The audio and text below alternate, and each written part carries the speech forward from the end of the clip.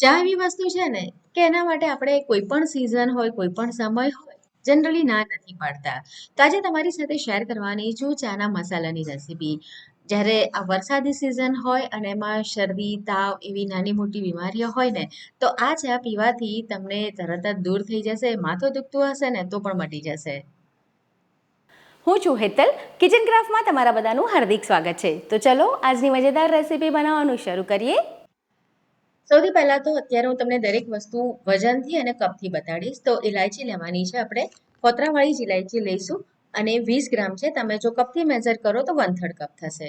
હવે આપણે અહીંયા આગળ લઈશું લવિંગ. તો લવિંગ આપણે અહીંયા લેવાના છે 5 ગ્રામ, અને જો તમે ચમચીથી લો તો 1 ટેબલ સ્પૂન. હવે 1 ટેબલ સ્પૂન આપણે લેવાના છે મરી, જે વજનમાં થશે 10 ગ્રામ. આ બધાનું માપ મેં તમને નીચે ડિસ્ક્રિપ્શનમાં આપેલું છે. સાથે અહીંયા આગળ મેં 4 ટેબલ સ્પૂન ભરીને સૂંઠ પાવડર લીધો છે. આ રીતનો જે આવે છે ને, મેં ઘરે જ તૈયાર કરેલો છે. તમે તૈયાર પેકેટ વાળો પણ લઈ શકો. અને સાથે લઈશું આપણે 1 ટેબલ સ્પૂન ભરીને સફેદ મરી. સફેદ મરી તીખા મરી કરતા પ્રમાણમાં વધારે તીખા હોય છે, તો એ પણ આપણે 10 ગ્રામ લેવાના છે. તમારી પાસે ન હોય તો તમે 20 ગ્રામ કાળા મરી લઈ શકો. અને તજ લઈશું. તો આ રીતનું જે ગોળ થોડુંક હાર્ડ વાળું તજનું લાકડું હોય ને, એ લેવાનું. એમાં ફ્લેવર ઘણી વધારે હોય છે, તો એ પણ 10 ગ્રામ લેવાનું છે. અને 1/2 ટેબલ સ્પૂન આપણે અહીંયા આગળ લઈશું વરિયાળી. વરિયાળીથી ખૂબ જ સરસ એવી ફ્લેવર આવે છે. વજનમાં લગભગ 12 થી 13 ગ્રામ જેટલું થશે. હવે એક પેન લેવાનું છે અને એની અંદર આ બધી જ વસ્તુઓને, સૂટ સિવાયની બધી વસ્તુઓને આપણે મૂકવાની છે.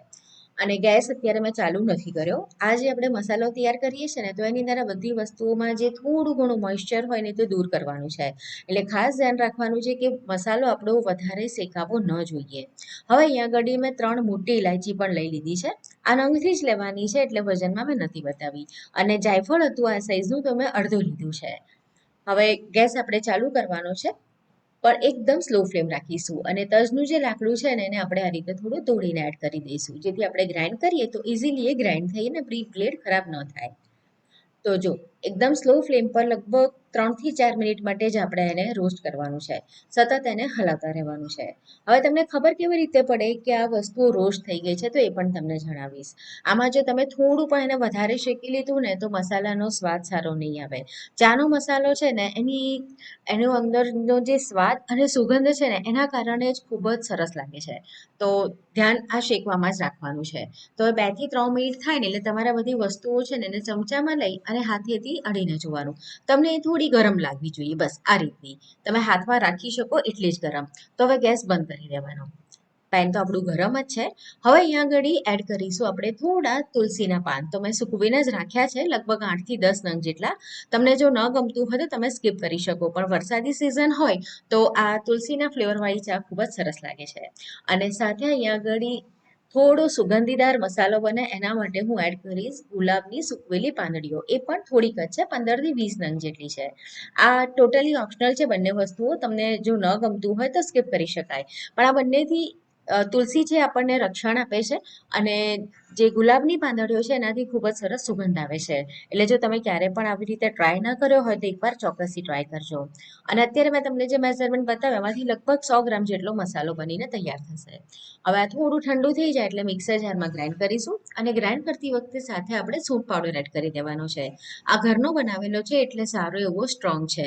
તમે જો બજારમાંથી લાવતા હો તો તમારે થોડું વધારે નાખવાનું, લગભગ 6 ટેબલ સ્પૂન જેટલો નાખવાનો. હવે જો મસાલો તૈયાર થઈ ગયો છે, હું તમને વજન કરીને બતાડું તો ઓલમોસ્ટ 100 ગ્રામ જેટલો એ થતો હોય છે. અત્યારે વજનમાં એ લગભગ 95 ગ્રામ જેટલો બન્યો છે.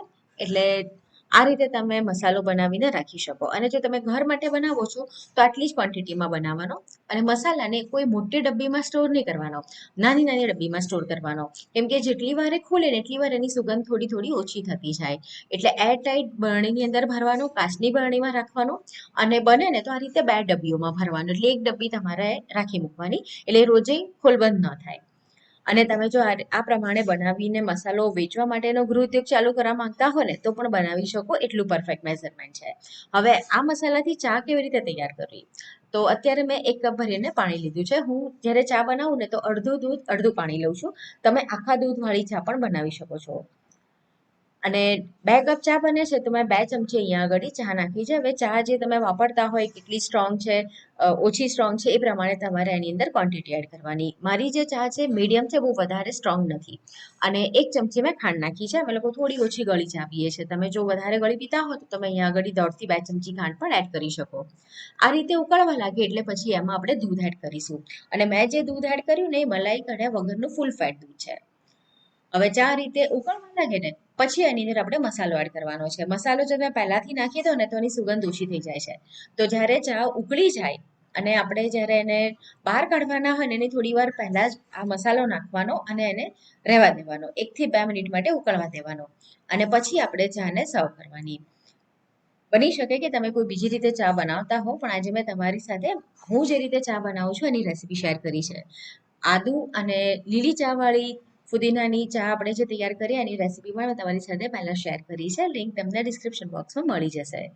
તો જો અત્યારે આપણી ચા તૈયાર થઈ ગઈ છે, એકદમ સરસ કલર પણ આવી ગયો છે. તો ગરમા ગરમ ચાને આપણે સર્વ કરી લઈએ. તો ફ્રેન્ડ્સ, તમને આજની આ ચાના મસાલાની રેસીપી કેવી લાગી કમેન્ટ કરીને ચોક્કસ જણાવો. જો રેસીપી પસંદ આવી છે, વિડીયો પસંદ આવ્યો છે તો વિડીયોને લાઇક કરી તમારા ફ્રેન્ડ્સ અને ફેમિલીની સાથે એને જરૂરથી શેર કરો. અને આવી નવી રેસીપી જોવા માટે જો કિચન ક્રાફ્ટ ચેનલને સબસ્ક્રાઇબ ના કરી હોય ને તો જરૂરથી કરો. તો ફરીથી મળીએ નવી મજેદાર રેસીપી સાથે.